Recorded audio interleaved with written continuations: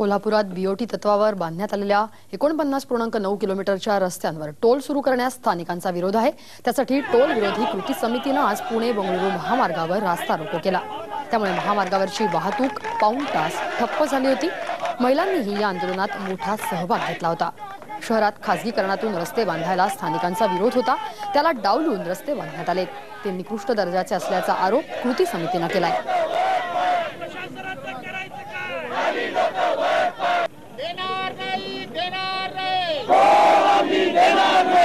देशात कुठेही नाही शहरांतर्गत टोलची पद्धत नसताना एकट्या कोल्हापूरला प्रयोगात्मक हा विषय सुरू केला।